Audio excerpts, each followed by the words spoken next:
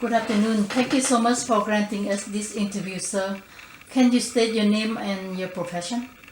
Lionel Rosenblatt. I'm a former Foreign Service officer with the CORDS program in Vietnam, among other things, and former president of Refugees International in Washington. I heard that you were involved with Vietnam. Can you tell how many times and what did you do over there? Well, I got sent to Vietnam. I volunteered to go to Vietnam, and the first thing the State Department, or to any other French-speaking post, and the State Department sent me to, of all places, Colombo, Ceylon, now Sri Lanka. And I said, what? Why? They said, well, you speak such good French, we don't need to train you in a French-speaking country. So I said, this is strange logic. And then, about 7 months later, this was in the day of telegrams, the ambassador called me and he said, I have an urgent telegram, and a very sad face. He said, you've been called to go to Vietnam. I said, that's great, that's what I volunteered for in the first place. And so I came back to, it was after only 6 months in Sri Lanka, where I met my wife Anne, who was at the embassy also. But we didn't get married, we just knew each other. And I went back to study at the CORDS training facility in Arlington, Virginia, where we learned language and area studies. And about 3 months into that course of study, Teddy Kennedy, the senator, who was very interested in refugees even then, sent his experts out to South Vietnam to criticize the work of Westmoreland and his strategy, because they had announced that they were going to generate refugees to deny people from the enemy, which is a crazy policy if you think about it. Instead of defending the villagers where they are, you put them, it was almost like Ziem's Strategic Hamlet program, but even worse, because we had American units rounding up Vietnamese, and Vietnamese units as well, and saying, now you have to come here and live in these terrible camps, because that way you won't be under control of the Viet Cong.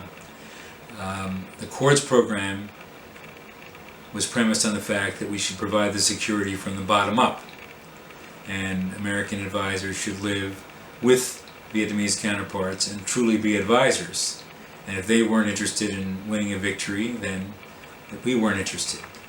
In other words, we could be as good or as bad as the local Vietnamese infrastructure. They had to be invested in the war. And most province chiefs were not invested in the war in the right way. They were invested because they had to buy their positions. And each up the chain of command, for example, I was in 2 Corps, and the Corps commander, even in those days, was rumored, these were all rumored, to have paid $25 million for his job to somebody up in Saigon. And therefore he had to get from each province chief a big amount of money. So that meant corruption was built into the system. We were chosen to leave the Vietnam Training Center when Kennedy said this is not a good policy to generate refugees, so the State Department, please send refugee experts. Well, there were no refugee experts, so they came to the Vietnam Training Center and looked at the students that were misbehaving the most and said, you're a refugee expert, you're leaving for Vietnam in 2 weeks. And I said, that's great. I'll learn much more in Vietnam on the ground from talking to the people than I will here. And so we were trained a little bit in small arms and a little bit in counterinsurgency at Fort Bragg with the Special Forces, and sent off to advise Vietnamese, which was a rather preposterous idea since the people we were advising knew much more than we did. But the question was, were they going to fight an honest and fair and dedicated war? And the most important lesson I learned in that place was in one of the last lectures from a professor, a very tall former basketball player named Dolph Droge from the National Security Council. And he said, just remember, your young kids are going out to advise Vietnamese military and civilian officers who've been fighting this war for a long time, some of them under the French, against the French, or with the French, one way or the other, either side. They've been in war for years. You Americans come along, you have a 1-year tour of duty. Their job is to survive. They don't really care that much if you survive. So you've got to be sure that you don't get killed in the semifinals. That was very, very important advice. So I never did anything that the Vietnamese I was working with wouldn't support. What's the point? And that's why we were so effective, because I was lucky enough to get a very good counterpart, and we made a lot of difference in a number of different security and development programs from the ground up. And we never decided where we were going until the until the morning. Never told anybody the night before. In the morning we would meet, have a bowl of pho, we'd look at the map, and I'd say, Lucky, this is my counterpart, Le Van Look was his Vietnamese name, but his American counterparts always called him Lucky. And I said, where do you think we ought to go today? And we'd look at the map. And he'd say, well, maybe not such a good idea to go up this road. Because obviously there was a lot of communication between both sides. But the poor American GIs often went off down the road with no intelligence and always went first on the road. I never went first on the road in the morning. It was crazy. What's the rush? You can't see the mines. Let somebody else go over the mines. So I learned very quickly by experience. But I learned everything I did from my Vietnamese counterparts, a little bit in Washington, but I learned from the Vietnamese people. And one of the most successful programs, as you know, you probably talked about, was the Revolutionary Development Cadre Program, which trained 59-person teams of men and women to actually live in the villages. I think that was a successful effort. I think Census Grievance was a successful effort, going out and asking people, what do you think is going wrong and what is right with your government? The Vietnamese government, however, should have been doing that. We were doing it and trying to get them to do it, but they really didn't. I also worked with the Phuong Hoang program, not the Phoenix program running around shooting people, but Phuong Hoang to get coordination among all the Vietnamese elements and the American elements, because they never talked to each other. It was worse than even we did at 9/11.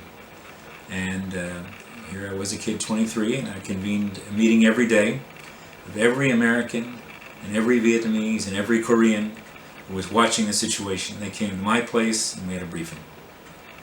And that was the kind of coordination that we did. And that way everybody knew what they were doing.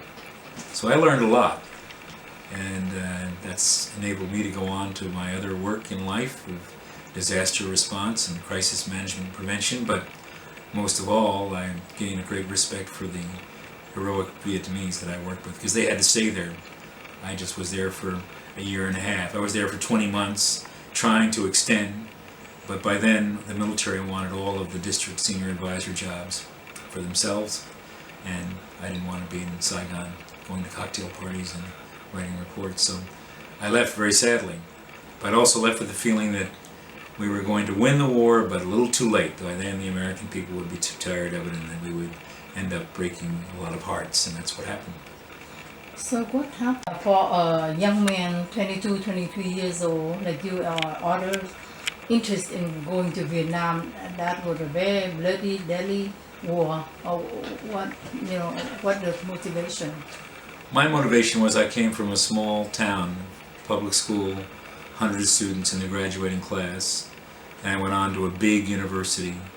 And a lot of people from my high school class were being drafted to go to the war. And nobody in the university was going. They were taking student deferments. And I went on to a year of law school, the same thing. People were there, many of them, to avoid going. And I said, I don't think this is right. I think everybody ought to go. I still believe that there ought to be national service in this country. And then we'd have more involvement in the war. Everybody would have to serve. Rich or poor, fat or thin, black or white. But we didn't have that. Besides, I hated law school. So I applied for the Foreign Service exam when I was out at Stanford Law School in California, and much to my surprise I passed it, and I took the exam in San Francisco. They called me up, I was surprised. There's a written exam and an oral exam in those days, very difficult. And I had the oral exam at the Federal Building in San Francisco, just the day before Thanksgiving of that year. And 3 men asked you questions for 4 or 5 hours. And what do you think of the history of the Belgian Congo? And do you think that the Japanese policy in World War II of trying to expand too quickly to the southwest was a good thing or bad? And which is more important, nationalism or religion? Very tough questions. But I'm a good talker, so I talked. And then at the end, they disappear and they huddle. And they also ask you to do practical things, practical problems. They said, I think one thing was, they said, what would you do if you didn't trust the person that you were working with in a situation. I would say, and I said, I would listen more than I would talk. I answered very short. So they liked all that. And they liked the fact that I was from a public school, had gone to big Ivy League schools, Harvard and Stanford, and that I was willing to do this. But then they came back and they said, we've passed you, but we think you're too young and you should finish law school, and then we'll take you. Which really was good career advice. And I said, no, I had enough of this law school. We were watching pictures of the Dragon Valley campaign at that point on our television. I said, if I'd like to go, I'd like to go now. And they said, okay. So I was one of the younger people to come into the Foreign Service. And then they turned around and sent me to Colombo, Sri Lanka, as I said. So it wasn't quite the deal that I thought, but it turned out to be excellent training because it introduced me to a different part of South Asia, the borderline between South and Southeast Asia. Sri Lanka was a paradise then. We had no idea that Tamils and the Sinhalese were having a problem. Nobody did. Not even they did. And somebody somehow stirred that up into sectarian violence, which destroyed the country. It's no longer the same place.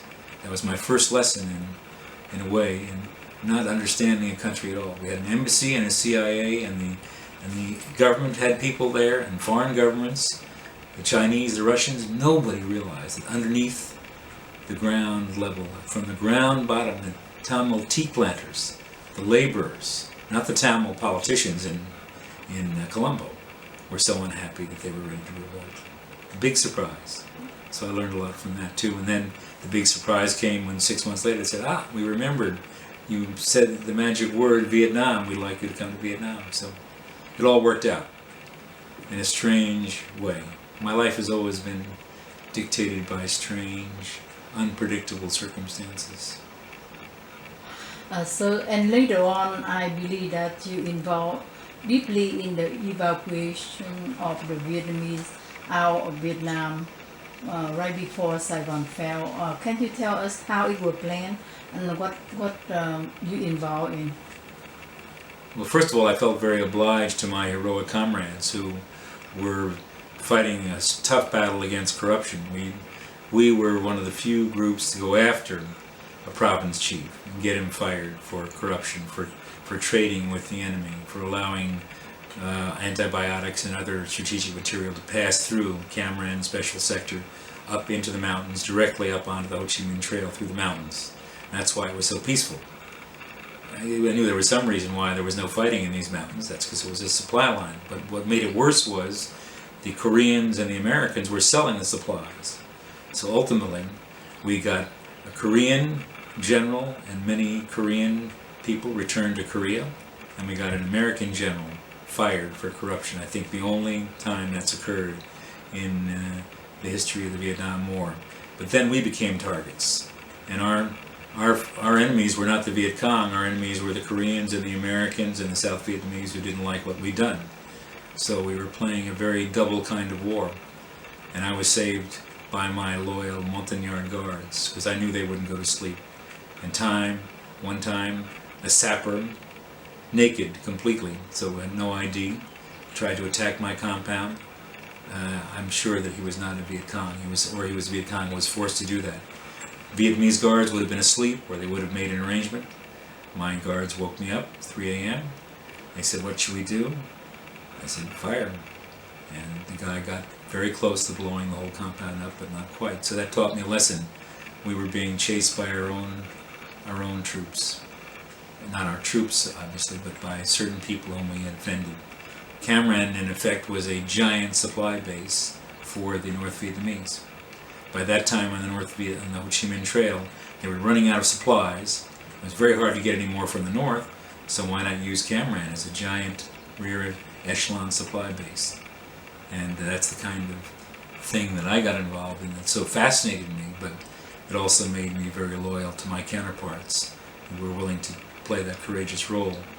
The end of that sad story is we got a province chief replaced, and the next guy was even worse. So that also taught me a lesson. I'm sorry. Could someone thanking me? I need to ask you a little detail about that operation. If you can share with me a little more. Which operation? The operation of getting all those the Korean, GI and South Vietnam. Oh, sure, I can tell you a little bit more about that. Okay, 1, 2, 3.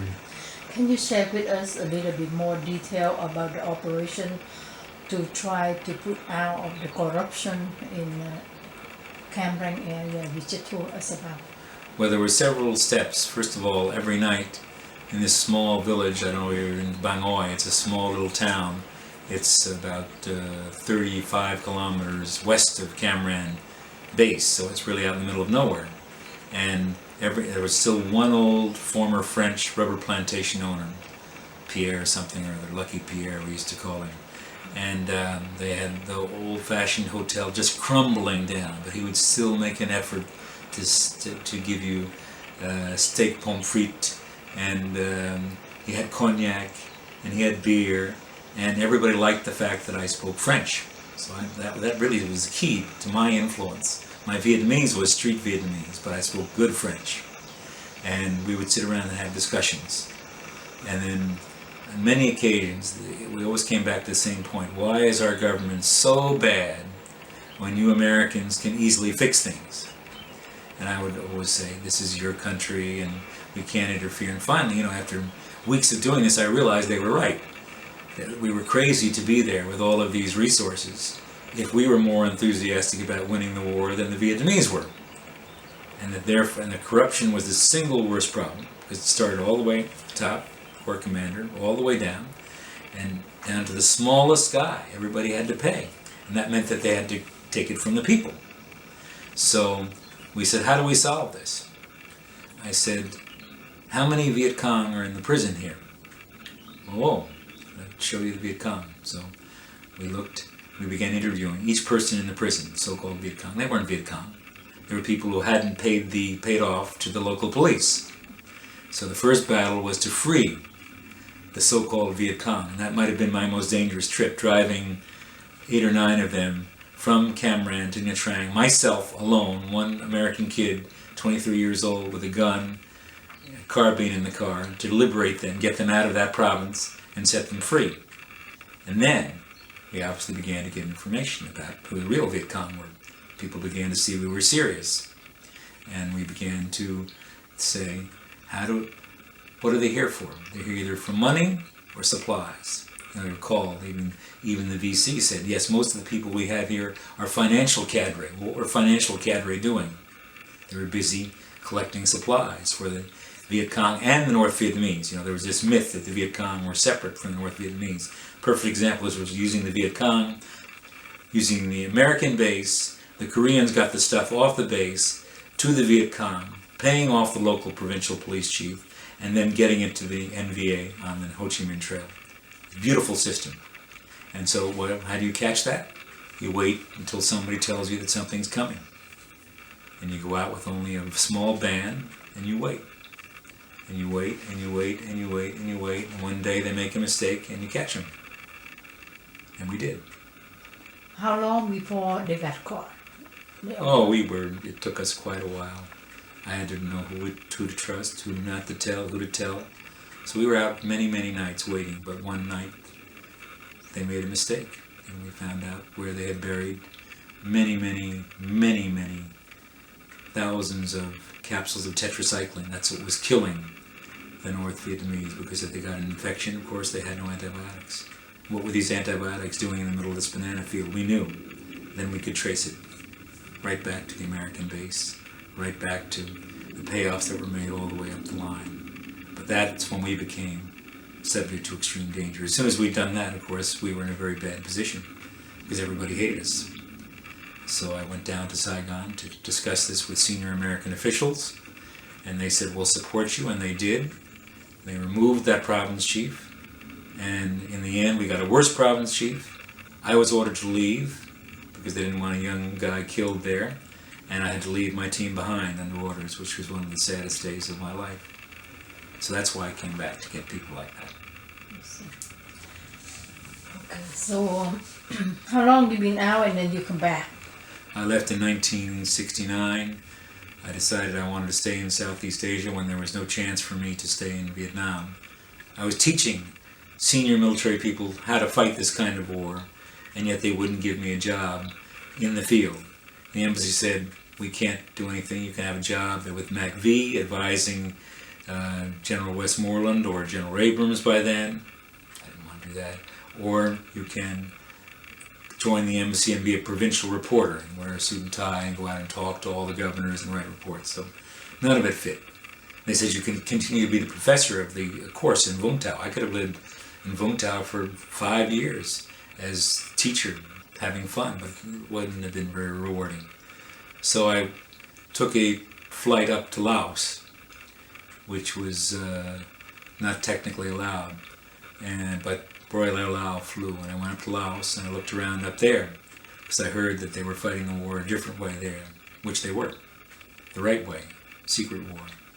And they said, sorry, we have an agreement with the people who serve in Vietnam are not allowed to cross over directly to serve in Laos or directly from the State Department to the CIA, because the CIA ran the war in Laos. The Courts program, I should say, was a great concept. It combined people from all agencies of government. So you started with the State Department, AID, the CIA, the military, the DIA, any American agency except Peace Corps was involved. If you were good, it didn't matter where you came from, and you were under a single chain of command. And it's a great concept. That's what Holbrooke was trying to put together in Afghanistan when he died, because he was a great believer in that. You go from the bottom up, you go with your best people, and you let them develop that bond with the local people, and you learn from the people rather than top down, bottom up. So it was great training. And I decided to try it in Laos. It didn't work in Laos. Well, they wanted me to be bombing officer. I said, I'm not going to be bombing officer. How am I going to stop the U.S. Air Force from bombing in Laos? One 24-year-old kid. But I got a job in Thailand. And again, it involved counterinsurgency and same old problem, corruption, same old story, but at least the beer was cold and the people weren't shooting so hard. Yes. So that's how I switched to Thailand. And when you come back? Well, when I came back to Vietnam, I ended my first tour in Thailand when Ann and I decided we really didn't like, she particularly is a very dynamic person, didn't like just being an embassy wife. In those days, embassy wives weren't allowed to work, weren't allowed to do anything except go to parties with other embassy wives. Ann hated that. So she was miserable. I was kind of angry at her because I said, if you'd taken Thai language with me, you could go out on your own in Thailand, but you don't at those times. Very few Thai spoke English. So after 1 year, I quit. I said, I'm tired of writing the same kind of reports as in Vietnam, where we say things are bad at the bottom. By the time it's reported, everything sounds good in Washington.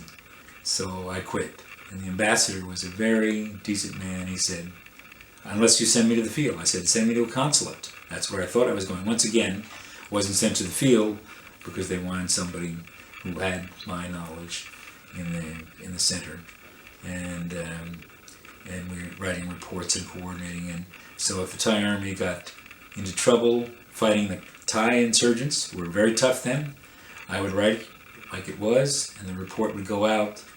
The Thai army gained valuable experience last week fighting the communists in the northern part of the country, totally changing the emphasis. So I said, I just can't do this anymore. I saw it going on in Vietnam, where everybody reported success up the chain of command. So it was very hard for the senior Americans to know what was really happening, because every American who came and arrived reported the district was terrible, and by the time they left, they had saved it. And then the new person would come in and say things are terrible, and they'd save it. Same thing was going on to a lesser extent. We had very few advisors, but we wanted to show that the Thai, which were not a very well-trained army at that point, were doing better to make sure Congress would keep funding it. The best way is to tell the truth, right? But we didn't. So I left. And the last minute, the ambassador said, hey, I'll make a deal with you. We'll give you a leave of absence, and maybe you'll come back. But the deal is you'll have to leave here by your own funds. You'll have to leave all your furniture here, and you get nothing and you have to pay your way here and back if you come back. If you don't come back, we'll send you your things. And I said, great. So that's what we did. We went off, Ann and I, to overland, all the way to Tehran, and then we went to Europe, and I worked right away in the consulate in Zurich, Switzerland, where they needed somebody who spoke French again. French really did a lot for me in those days. Doesn't have the same force de frappe these days, but so here I was leaving embassy in Bangkok 1 week, 3 weeks later in Zurich, Switzerland, there I was working. Different bureau, nobody knew. We saved enough money in Zurich to buy a VW camper, and we drove all the way from the Ethiopian border to South Africa. And a few times we could do that all by ourselves, just me and Ann, camping, because we loved animals. She's a very courageous lady. And one day we were hanging out the clothes, she was, and I said, Ann, don't move. And I said, because just on the other side of the sheet is a rhinoceros. And she stood stock still, and the rhinoceros saw this blowing, they can't see, you know? So they saw this blowing sheet in the wind, and he easily could have gone right through the sheet and killed Ann. And she froze, and just gradually stepped back. She was quite a ways from the car. And then, only 2 days later, this is when there were many rhinoceroses, now there were very few, we were in a yellow VW Volkswagen camper. We were driving along, and some rhinoceros got irritated, and we were driving at about 25 miles an hour. That rhinoceros was catching up to us, and we drove. He was coming at an angle. We had to drive ahead of him. So that was a marvelous vacation. I told the Foreign Service I was going to write about Vietnam in Africa. Of course, we didn't write about Vietnam in Africa. We just enjoyed ourselves, but I thought a lot about Vietnam. I heard the news that while we were in Africa, that Kissinger was going to China. I knew the world was changing quickly, but I didn't look back on it. And then I would have liked to stay in Africa and work with animals. That was my first desire when I was a student in high school and college. And so was Ann's, but Ann's mother was not doing well. So we went back to be with Ann's mother by Christmas, sold the camper, flew back, and there we were. And I didn't know what was going to happen then. I decided we'd go across country. We bought an old 1967 Volvo and drove all around the country, sleeping in the back of the Volvo. It was colder, it was tougher than in Africa. And just at the end, when I said, well, I guess I'm going to have to go back to the State Department, so I'm not a lawyer anymore, no place to go but back to the State Department, a friend of mine from college, my roommate at Harvard, called and said, hey, I'm just looking for visited him in Alaska, and he was just looking for a residency in Maine, which is like Alaska. They couldn't live that far. And why don't you come up and meet us? So I said, okay, we have 1 more week on our leave of absence. We'll go meet you in Maine. He was looking as an ophthalmologist. In fact, I talked to him tonight on the telephone. We're still very close. And he looked all around, and he couldn't find a job then in Maine. Maine was so poor for ophthalmologists. But I said, while you're doing that, I'll talk to some of the local papers. And I'm sure I can be a newspaper man because I write well. And I went into the newspaper and I said, are you crazy? First of all, I said, you're earning 3 times as much money in the State Department as we can pay you. Secondly, how do we know you're not some government agent trying to spy on us, even back then? And I said, I'm not, obviously, or I wouldn't be here just on my own. So, long story short, they hired me. To this day, they still think I was some sort of a CIA agent in Maine, but I learned how to write there. I wrote all the obituaries, the police work, all that. Really learned how to write well. And then one day I got another call. Life is so amazing. A friend of mine remembered that I was on this leave of absence. I'd extended it, which again was illegal. Meanwhile, they'd forgotten about me totally in Bangkok. There were new ambassadors, so nobody knew where I was. The paychecks kept not coming, but I was active and I still had my security clearance. You could never do that today. All that flexibility is gone. And I got a call from a friend of mine who said, can you be in Washington in 48 hours because Kissinger is taking over as Secretary of State and we're reopening diplomatic relations with Egypt. And it was February in Maine. It was cold. we still wanted to stay. So I went into the newspaper publisher and I said, they're offering me, as you know, 3 times as much money to go back to the State Department to travel with Kissinger, but I'd rather stay here at $11,000 a year if you can guarantee me 1 month of freedom to report what I want from Southeast Asia, from Vietnam, from Thailand. We could call it from Bangor to Bangkok. And I thought, you would think this is a great idea. I could see there was something very troubling about this idea. And he said, Lionel, he said, I would love you to do that. I think you're crazy, but I would love you to do that. But unfortunately, in my paper, we're non-union. This is the biggest paper north of Boston. This is a big paper. He said, if I do this for you, everyone in Maine will want to take off to go hunting for moose in the winter, or go ice fishing, or do mountain climbing in the summer, or canoeing, and the whole place would fall apart. Or go fishing. Fishing was the biggest thing. And so I'm sorry. I have to say no. So I said, I'm sorry. We're leaving tonight for Washington. We drove 2 cars, Ann and I. We got to Washington the next morning, and that night I was on a plane to Cairo to set up the visit of Henry Kissinger. So that's how I learned how to work for the Secretary of State. And it was from that position, working as a distant lower staff, advanced staff, that I learned how to set up offices anywhere, to be flexible, to leave in the morning from one country, not know where you'd get to the next night. And then after that, people burned out in that job after about 6 months because you were working daily. You got, if you were lucky, 3 hours of sleep a night. Kissinger slept 5 hours a night, and since you had to support him, you were sleeping 3 hours a night. You can't do that for more than about 6 months at a time on trips. I did about 7 missions, and then I was selected to work for the Deputy Secretary of State, Robert Ingersoll. And that gave me the position where all of a sudden I was reading all of the information about Vietnam. I knew ahead of the military people out there that Vietnam didn't have much time. And I thought we should do something. Let me take a break there. So how can you get involved with the evacuation from the State Department at that time, and you guys so much been during the time?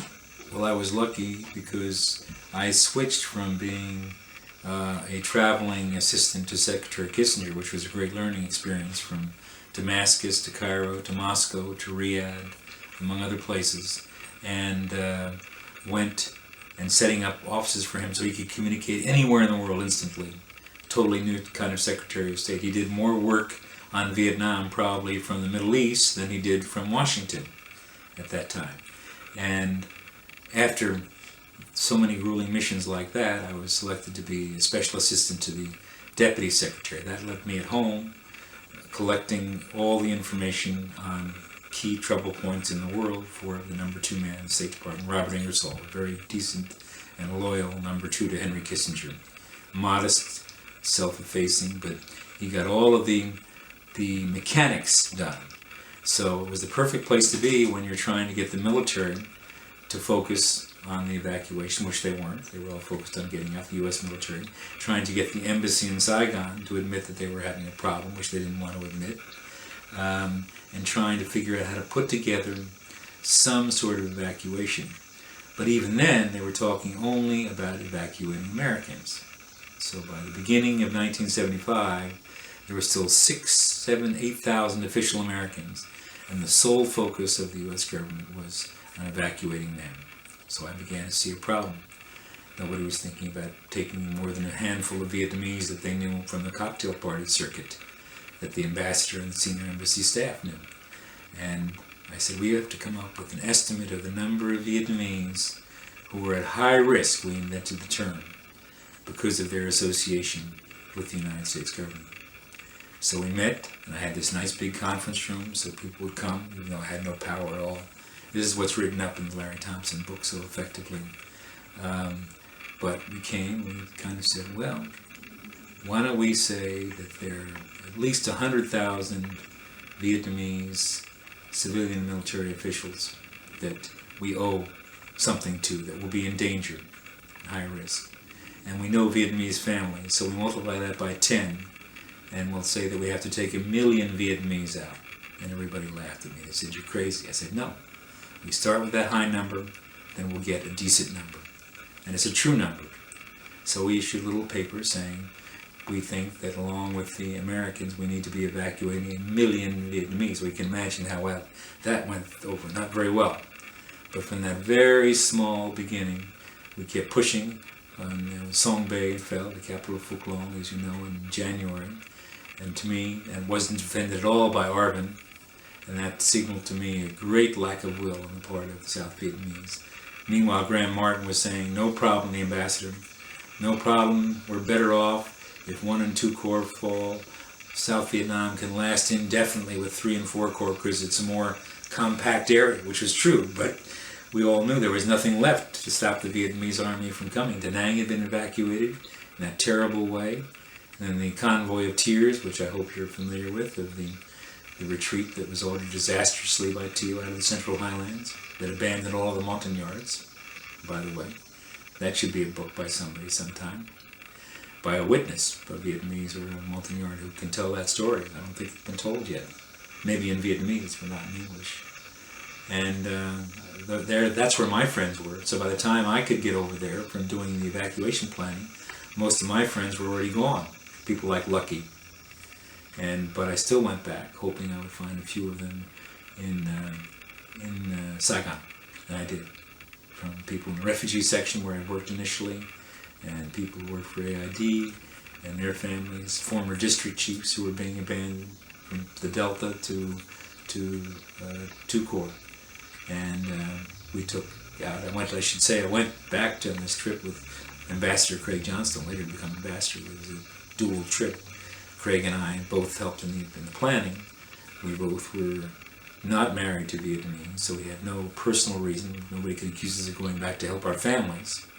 And we both had friends. He worked in a different sensitive program called Pacification Studies, which again tried to measure how we were winning the war by talking to people, bottom-up approach. So his people were in danger too.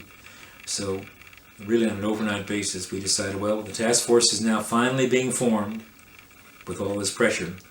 And we offered Graham Martin in a cable, and I'd still like to get, we wrote a cable up saying, why don't we send a group of Vietnamese-speaking officers to help you quietly, to augment your capacity?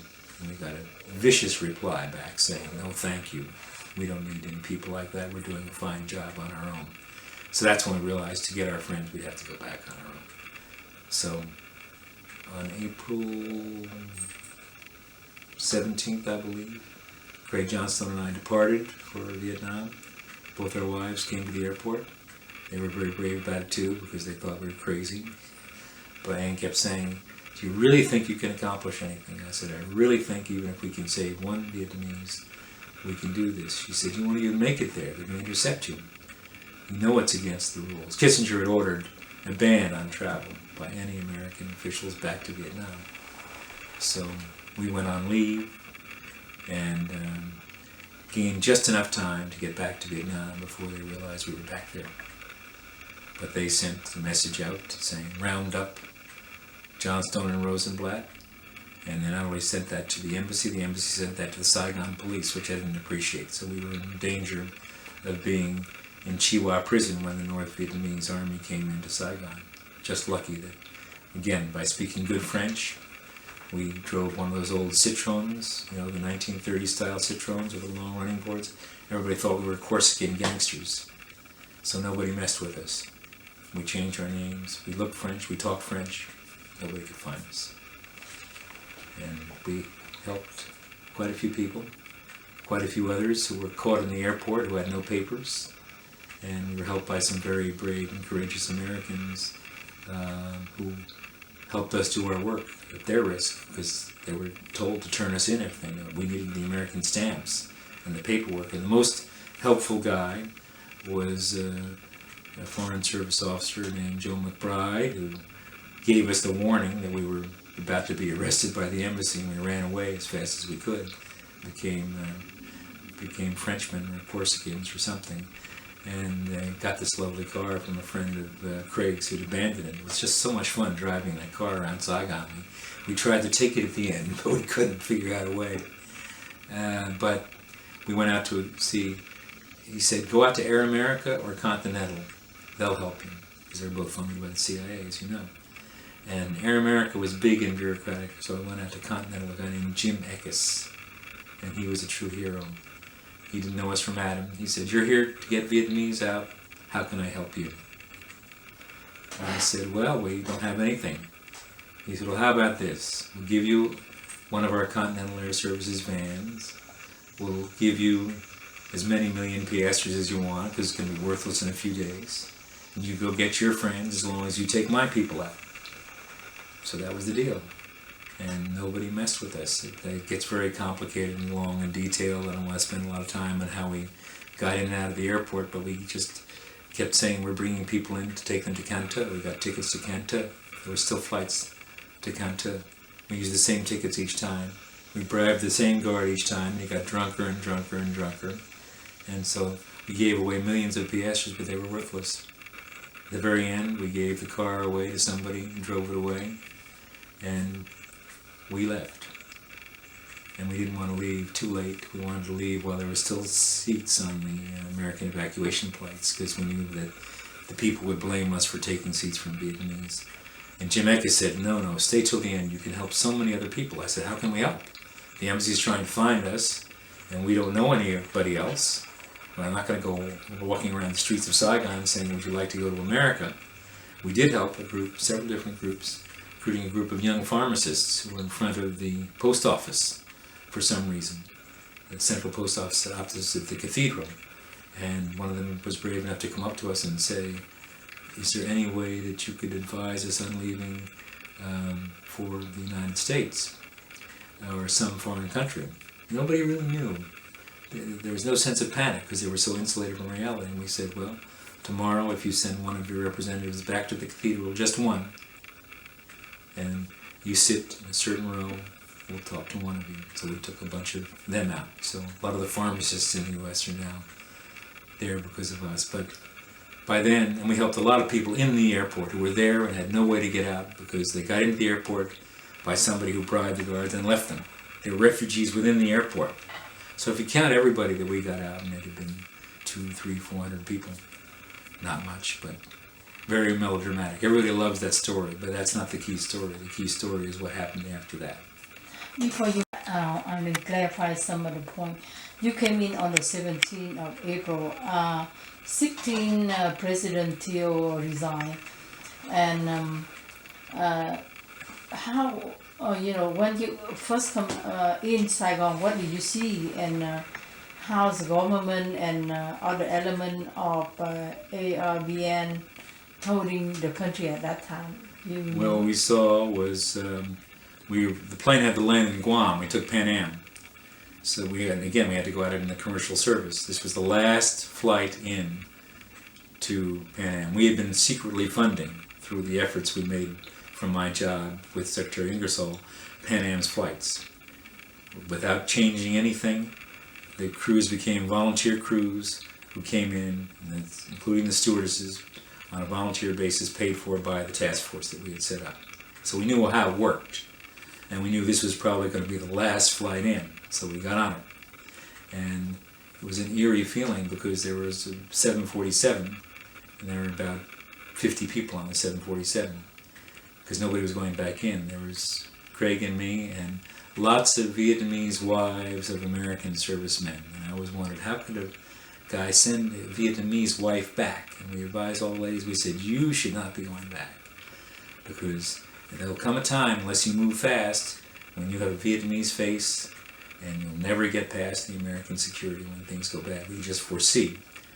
We had a chance of being evacuated if we could get the attention of a Marine or somebody, but a Vietnamese woman in a crowd trying to get past the embassy gate, we couldn't foresee how it was going to happen. We said, we don't think you should be here. You should tell your husbands to come out and get your people.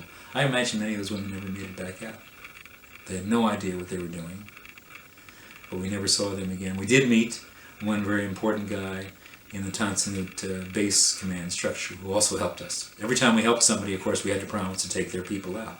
So it kind of grew and grew and grew. So finally we had the whole airport under our control, our little network, because we knew the Vietnamese guys at the door, we knew the Vietnamese Air Force people inside. We knew the Continental Air Service people. We could have stayed. Jim was right. We could have stayed and taken 1,000 more people out. We just didn't know how to do it. So on the 25th of April, we left, and the mood was very relaxed in Saigon because nobody knew that there was nothing left between the North Vietnamese Army and Saigon, except maybe they were running out of gas. That there was one last stand coming up in Long Con, as you know. But we knew from the intelligence and the satellite pictures already in those days, we knew they didn't have a chance. And Swan Lak was doomed. And after that, nothing. But the ambassador and Tew, and later whoever succeeded Tew, I don't know who was it, Big Men right away, or who was it, I don't know. Anyway, the generals, I'm sure, decided nobody gets past that bridge, last bridge on the road in from Bin Hoa. Nobody.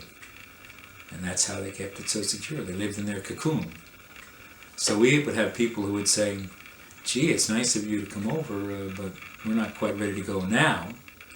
And our answer was, we'd already prepared for this in the plane.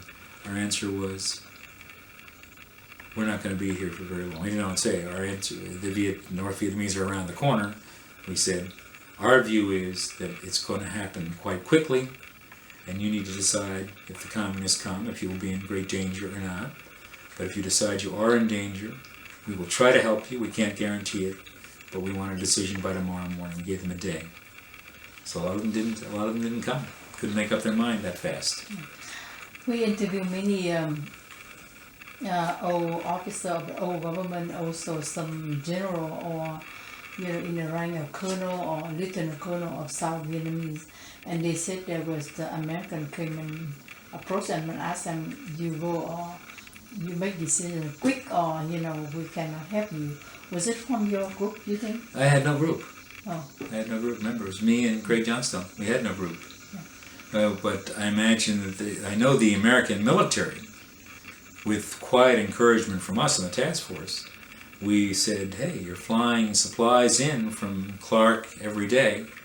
Why don't you start taking some of your local staff out? Of course, the military took everybody. When I arrived in Tan Son Nhut, the first place we went was Mac V, which had thousands of Vietnamese employees. There was nobody left, not a single Vietnamese. There was a Saigon phone book blowing in the wind. We grabbed it. That's how we were able to make contact with our friends. In other words, the Vietnamese who worked for the military had all been taken out long before.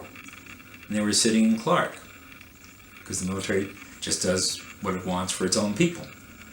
And that's when I realized now we have a real problem. The people whom we work with are never going to get close to the airport unless we help them.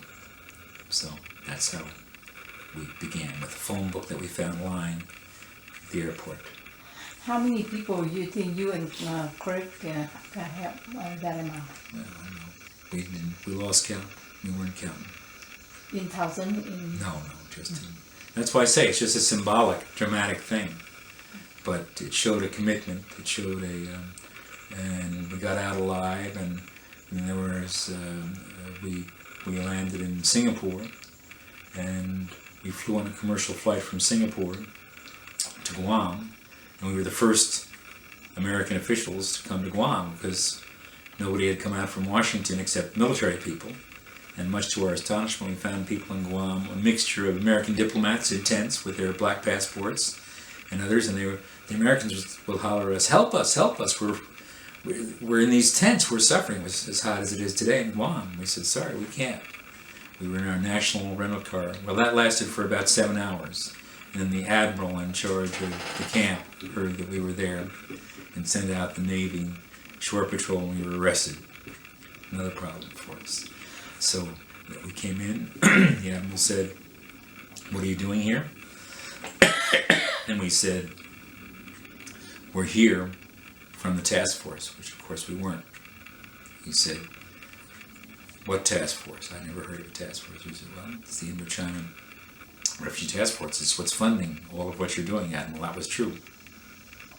He said, but you have no credentials. I said, yes, well, that's because our mission was super sensitive. And he said, well, he's smoking this fat cigar. It looks, if we ever do a movie of this, he's the typical admiral. 6 o'clock in the morning smoking a cigar. And we thought we really were dead. So he said, give me a phone number in Washington to call. And instantly, we were pretty good at making things up. We said, call Colonel Jerry Rose, who was one of the senior people in the task force, who knew that we had left our jobs without authorization. And Jerry Rose, again, is a great hero, because Admiral Morrison got on the line, we could hear, speakerphone. Colonel Rose, we've got these two guys, Rosenblatt and Johnstone here. They're not credentialed, they're driving a national rent-a-car, and they're making trouble in our camp. What authorization can you send me for them? And there was this pause. And Rose said, they're there to help you, sir, because we have to sort out the Vietnamese quickly, or there could be problems in your camp. So give them full and complete access. And then, so we got that. But at that point, Craig, who was much more experienced than I, said, we're in such deep trouble now that one of us better go back to Washington and one of us stay in Guam. And I said, you go, you're the more experienced man in Washington. I'll stay here and we'll put together the families. Because our families got, of course, put on all sorts of different planes. And nobody knew where anybody else was. There were no name rosters. And I actually helped for a while. And I said, what's your plan, Craig? He said, to go to the press. I said, are you crazy? That's the last thing. And then I realized he was right. Because, of course, the only way to do this was to break the problem completely into the open with the newspaper article. And that's what got Kissinger's attention. And then, of course, we became instant heroes. So that's the story. But it's really the story of how that developed into a refugee program that we would like to spend the last few minutes on, because that was my most important contribution. Before we go to that, I have we visit Bodalo. She was the first lady of Guam at that time. Her husband, Mr. Bodalo, was the governor of Guam. And she told me the story about she got a phone call from Henry Kissinger personally at 3 o'clock in the morning, and they were shaking when they get up because they know that was a very important issue. That's why they got a phone call at that time, so late at the night. And Henry Kissinger asking them to allow refugees come to Guam to become a holding camp for there. Guam to open its doors Yes. for refugees. That's where the charts come in over there. Yes. Do you know that how difficult Henry Kissinger went through to look for a place like Guam? I don't think Kissinger did much himself at all. I think the task force did it.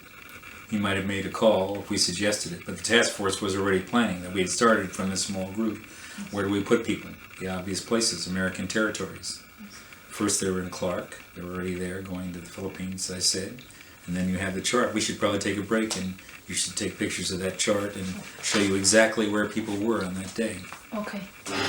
So what happened after April 30th, 1975, when your friend left to Washington, D.C. and left you at Guam? What happened to you?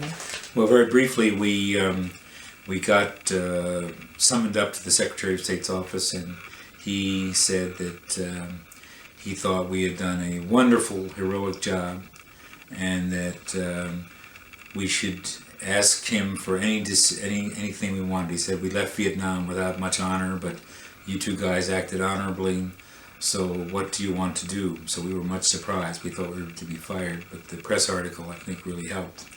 And so Craig Johnstone said, I'd like to go and do political work in Central America, which was heating up. And he said, what about you? I said, I think I'd like to stay with the refugee program. He looked at me like I was crazy, because this is my one chance to get back into the normal Foreign Service groove. He said, why? I said, because we now have 120,000 people from Vietnam distributed among many camps, from Guam all the way to Harrisburg, Pennsylvania, Fort Indian Town Gap, and nobody knows what they're thinking. They're confused. There's a dialogue of the deaf. So I would like to stay and make sure that the resettlement goes smoothly. And Kissinger said, I think that's a good idea. I said, but there's one condition, that I get a staff of 20 Vietnamese, Cambodian, and Lao assigned to me right away, under my control.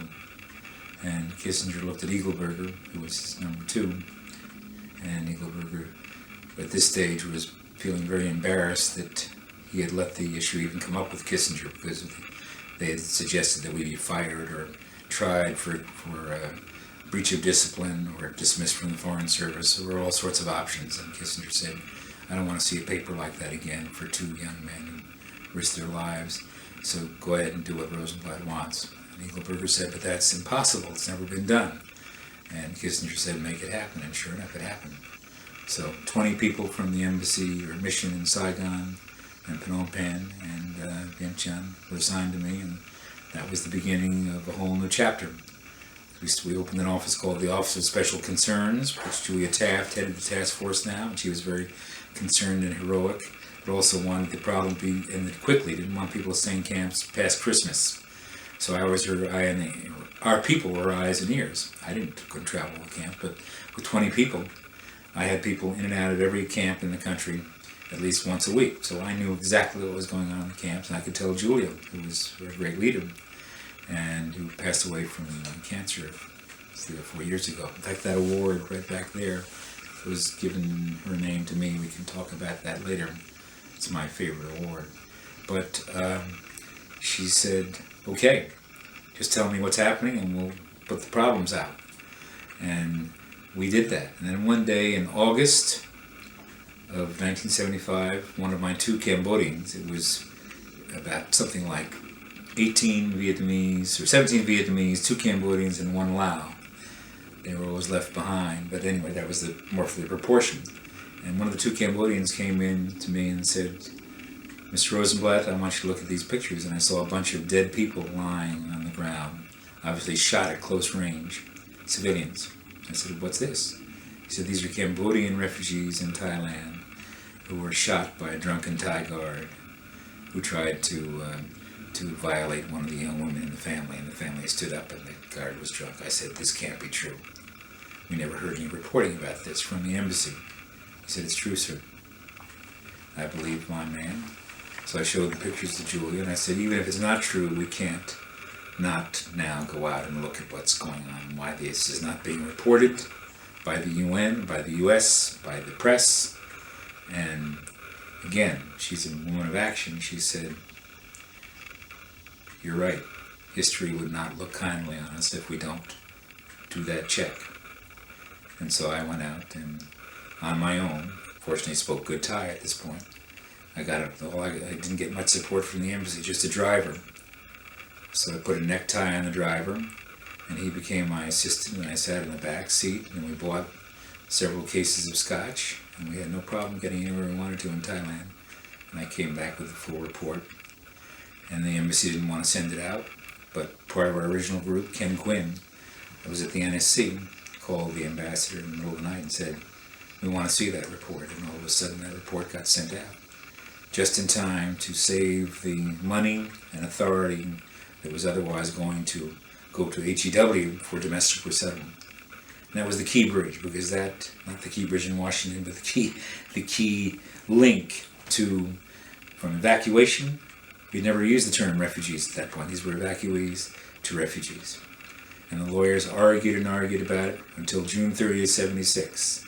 But meanwhile, we went out and we started an operation and selected 11,000 with a group of people that consisted of ex-US military, 1 ex-CIA officer, ex-Foreign Service officers, and 13 Peace Corps people. What a combination. And about 300 Thai and about as many refugees as we wanted, because we could say to any refugee, you come work for us or you don't go to the US. And if you do work for us and you do a good job, we'll get you a good place to go to. So we had complete power and budget, all in a little back street of Bangkok that used to be the USAID Laos warehouse. So nobody had control of us. I became the biggest section of the embassy. My budget was bigger than the embassy's. And that is the secret. The UN didn't want to have anything to do with us. I remember one day the UNHCR, the Thai said, the UNHCR had only 4 people. Their position was everybody can go back to Thailand, to Laos and Vietnam and Cambodia soon. It was quite an anti-American position. And if you start taking them, more and more will come out. And I said, I don't think so. I don't think you abandon people because you think more and more might come out. And so one day the Thai tried to stop us by saying, all refugees they were watching us very closely, the Thai intelligence obviously. All refugees from now on cannot report to this little backwood store front kind of house we had. They must go to the UN first. So I said, this is great. We provided them the address and taxi fare to the UN. After the first day, when several hundred refugees arrived at the UN, I knew I would get a call from the UN. And the UN chief said, "How dare you send refugees to my office?" I said, "I thought that was your job, sir." And that was the beginning of the end, because there was no way they could refuse to handle refugees going for resettlement. I said, you can have it two ways. We'll process them, or you get involved. And gradually they got involved. So we pushed the whole system. The Thai, the Americans, and meanwhile, Shep Loman was doing the same thing in Congress, back here. Nobody in the State Department wanted to. The ambassador, there are several quotes from Larry Thompson's book that I can read to you, a great book called Refugee Workers in the Indochina Exodus, quoting directly from reports from the ambassador in Thailand saying the Hmong should be able, male they were called then, first of all, which means savage, we changed their name to Hmong, can blend into the countryside in Thailand, where they're still second-class citizens in Thailand to this day.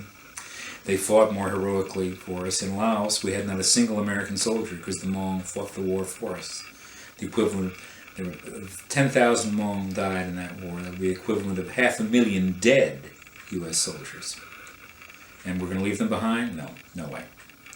So we just simply reported them as refugees ex-Laos. And it wasn't until all of them began to arrive in the United States that people began to realize, hey, most of these are Hmong. And it was too late by then. And I feel very good about that, because we believed in taking the people who had worked closest for us, the people I feel we missed, that were very close to us, were the Montagnards, because of that retreat from the highlands. Guess how many Montagnards came in the United States of the 125,000? Less than 200. That's a total abandonment, and the Montagnards to this day are being abused and persecuted in Vietnam.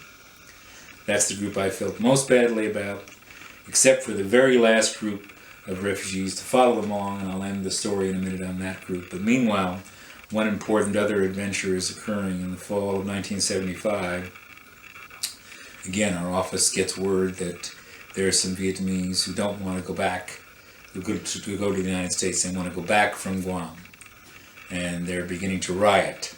And so we're making inquiries. I sent a team out of my official. Why are these people rioting? Well, for a very good reason. Many of them were picked up by accident by the American 7th Fleet coming up to get cigarettes or something.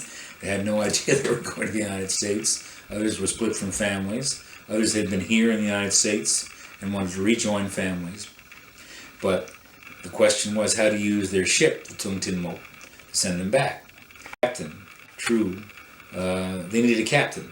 And True was a former Navy officer, as you know. He's a great, great hero who's under-recognized and should be recognized by the Vietnamese community. Really should be, because he deliberately risked his life. We warned him. We said, True, if you go back, the U.S. Navy is not going to follow you closely, obviously, because that would be the kiss of death.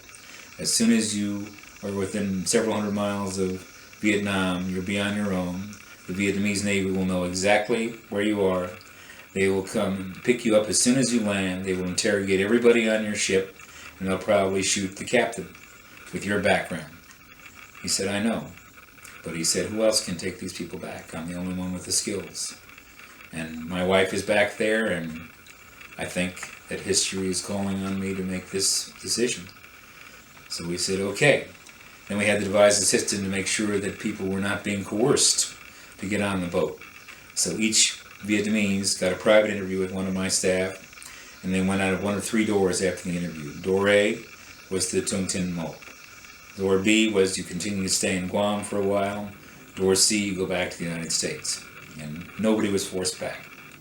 And finally, we had to get the President of the United States, Gerald Ford, to approve this decision. This was a major, major possible confrontation with the Vietnamese, they thought. I didn't think it would be that big, but Julia Taft took that decision all the way up to Henry Kissinger and to Gerald Ford, directly to Gerald Ford.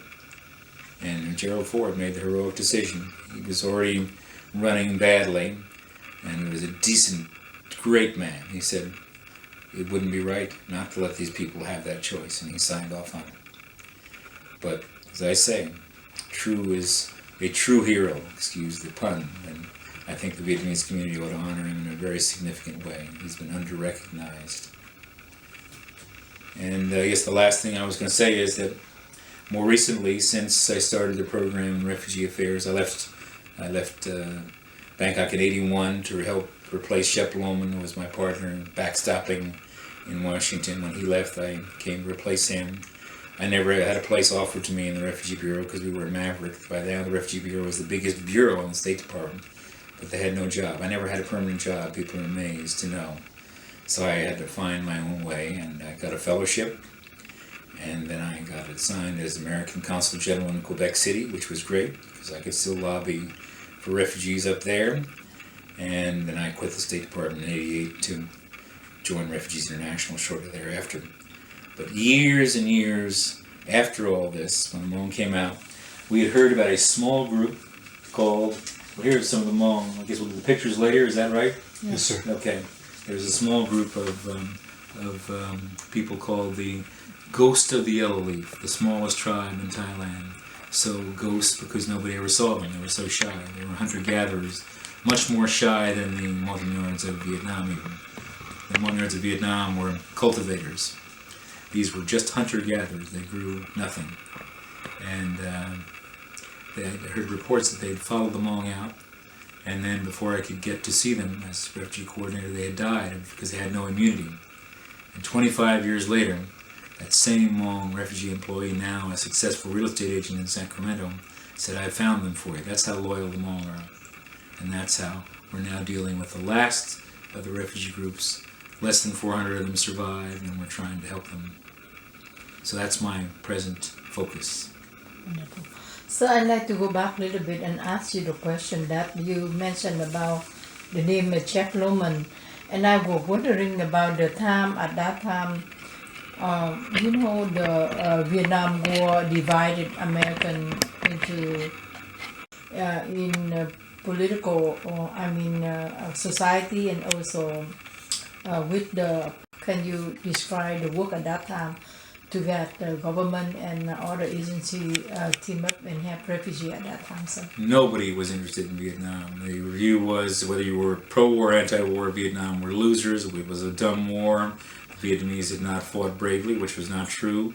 We had really sold them out just when the war was being won, as I told you earlier, by a new method, by the counterinsurgency method. But we said, win or lose, we fought with them, we take them. And there was one dramatic moment described in the Larry Thompson book at a hearing by Joshua Alberg from Philadelphia, a Jewish congressman of all people who should be sympathetic to refugees. I happen to be Jewish too, so I can say that. I'm not proud of him. And he started to say, particularly we're concerned that these male, nobody used Hmong. We never got the word when we changed the Hmong, requested to change the word to male. We did that before they got to the United States. That was their first request. We fought for you all these years. Stop calling us male, which means savage, like Moi, and call us Hmong. So we did, which means free people. And he went on there, these Highland people won't adjust. There'll be a drag on our society. We have enough trouble helping our minorities. And up stands in the back of the hearing room, this is never done, a very tall black man by the name of Bayard Rustin. He was from Leo Chern's commission that Shep Loman had gotten them to form a commission in the private sector. He's the one we gave the first sculpture that I showed you. We gave it to him. And Leo Chern said, "I'll leave it to me, Shep. I'll form a committee." And these were bipartisan people. His deputy was a guy named Casey, who later went on, a banker, to head the CIA. He had liberals like Bayard Rustin, and they went out, and they called themselves the Indochina Refugee Commission, Blue Ribbon Panel, something, whatever. They just invented a name, and they asked for immediate briefings using Leo's connections to get intelligence briefings, and went out, and as soon as they began asking questions out there, the refugees, and then came back and found that the Congress was still opposing it, they went to every single important congressional district, every church, everybody reached out. So at this hearing in Philadelphia, just as Alberg is saying, there's no way these people can come and we can help the black people. This is never done in Congress. You never stand up in the audience at a hearing, right? This very tall black guy, Bayard Rustin, stands up and says, booming voice, "Chairman Alberg, And all of a sudden, everything stopped in the room because this is never done. You know, it's like yelling out at the president in the State of the Union address. And he said, "I'm Bayard Rustin. I'm black.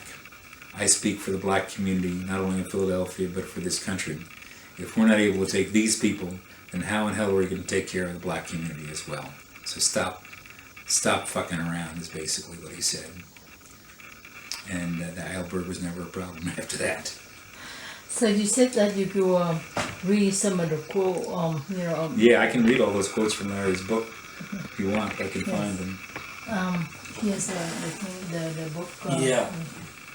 I need you to read the most hardest one. So starting from a 22, 23 years old young man that you went to Vietnam and all your assignment related to helping people either in Vietnam, in anywhere in the world.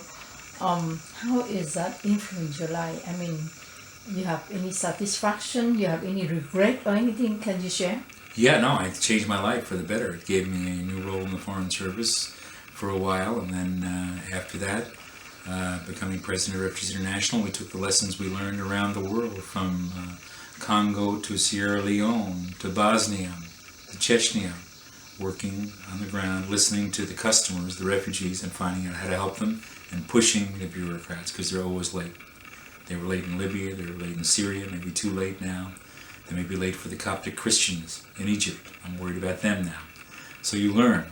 You become a crusader for the underdog, and that's much more satisfying than going to diplomatic functions and having high titles. So I'm very happy about that. And the other thing that we guaranteed people like the congressman, we said, you're going to be amazed by the accomplishments of these refugees.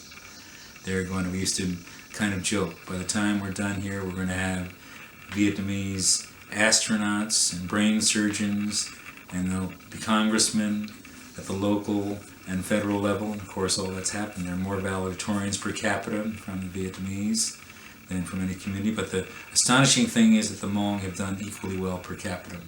And they've revitalized St. Paul. And I got a doctorate of humanities from Concordia University a couple of years ago. And the rector said something very moving. He said, "We're thanking you for your work, but more, we're thanking you for sending us the Hmong who saved our state capital of Minnesota." Isn't that an amazing statement to make? One of our most distinguished state capitals saved by the infusion of Hmong, with restaurants and banks and lending agencies and credit agencies and farmers markets to revitalize the city. So I feel just as we predicted, these people would enrich our culture and not cause problems. But it was a great leap for Americans, because up to then we had only taken white European refugees. The last batch we'd taken were a few Hungarians. So everybody said it couldn't be done, and it was, and they really done. We even now have the Hmong, the same kind of record, valedictorians. There's a Hmong oncology surgeon at Sloan Kettering in New York. There's a Hmong friend I have out in Nevada who started out pumping gas. All 5 of his kids finished as valedictorians from big schools in Nevada. So they're doing well. So you have any regret on anything? No, not at all. I wouldn't change a thing, except that I might have pushed harder. Well, thank you very much. So I admire you very much. We come here to, first of all, want to keep in the record of what have you done to help Vietnamese people during the crisis time, and also would like to honor you, in our films about what. Well, thank you. And remember, it's Vietnamese, and they, with them, pulled along all the other Indo-Chinese. We always made sure that the boat refugees and the land refugees went together. And I'll tell you, I have one regret. I wanted to put together a boat that would look like a Vietnamese group of refugees, but would be a Q-boat. I don't know whether you know what a Q-boat is. It looks like a regular boat, but as soon as one of these Thai fishing boats got near us, we'd drop the sides and have 3 or 4 heavy-duty machine guns on either side and leave 1 or 2 Thai surviving fishermen to tell the story, and that would have stopped the program. But I couldn't get anybody to do it. I couldn't do that as U.S. official. That would have been that would have been a major problem for me in jail. And So- I said, every visitor I said, you want to help the boat refugees? Go down to Singapore, go down to Songkla, get one of those boats, and put some machine guns on the side, and go back out and wait for the first pirate to attack her. But we never did that. The other regret I have in that connection is that we never looked for the Vietnamese girls whom we know survived. To this day, there must be many Vietnamese women who were enslaved in Thailand, who are somewhere along the coastal towns. But it's too late probably to change their lives. Yes, sir. I'd like you to elaborate a little bit about the pirate crisis in the Gulf of Thailand during that time. What have the government done to help them? Any of pirates got executed for their crime or anything like that? Oh yeah, I mean there were quite a few things that were done. Jimmy Carter deserves great credit for, through Richard Holbrooke, continuing to up the refugee program, so that we're taking 17,000 refugees a month from the region to make sure they weren't being pushed back. 168,000 a year, and that was done by Richard Holbrooke and Jimmy Carter, and they're never given much credit for that. But it still wasn't enough to keep them from being pushed off and subject to piracy. So President Carter also authorized flights of P-3 aircraft to patrol and look and report back to see that anybody who was on the high seas would at least be reported back. And I think that even started that program probably first. I have to read Larry's book, maybe even under Gerald Ford. We continued those P-3 flights, but beyond that, what we couldn't do, and the Thai government couldn't do, was to actually catch the pirates, because like the Somali pirates these days, they were beyond anybody's capability unless you went out and fought with them. And I felt it was too important to keep doing my work than to quit and go kill a few of them, which I would like to have done. There was a very heroic UN officer called Ted Schweitzer, an American, who fought with them on Gok Krab and was almost killed, beaten on the head so severely. Another hero. So there are many, many, many people who courageously helped. And what I liked about our work is that everybody was there for the commitment, not for the promotion, not for the glamour or honor, but because we cared about helping people, making a difference. Thank you. So in your opinion, who that Vietnamese American need to say thanks for their effort or bring them out and help them to settle in United States or other country? I think there are several sets of unsung heroes, but at the top of the list is a Vietnamese himself who captained the Tung Tin Mop, the fishing boat that went back from Guam to Vietnam, because some people had come by accident or were separated from their families or changed their mind. Only one person in Guam had the capability to take that boat back to Vietnam safely. And True was a former South Vietnamese Navy officer. We warned him that our best guess was he would be killed as soon as the boat landed. And he thought about it a long time. Finally he said, my wife's back there, my life's back there, and these people's lives are back there. Even if I die, at least I get a bunch of them back there. And we said, once you get beyond Guam, you're on your own, because the U.S. Navy can't be seen to be following you. That would not be good for us or you. And we never heard from him for years and years and years. He spent 12 years, I believe, at least, in re-education, and finally got out on a program created by Shep Loman and To, whom you know, and is resettled in Texas, but nobody's ever recognized him. So I put him as number one. And I put Shep Loman in the group that quietly supported our colorful efforts in the field. It was easy compared to what they were doing back here. We get all the recognition. Shep, fortunately, in this book does. I read this book the first time last night because of you, because I didn't want to be disappointed. But I'm not. I think it's a great book. And it needs to be, as you were saying, it needs to be a movie somewhere, sometime. Not about me, but about this incredible collection of scruffy people who, the dirty dozen, if you will, who decided they were going to help refugees rather than help their careers. None of us have regretted it. So I guess that's it. Thank you very much, sir. Yeah.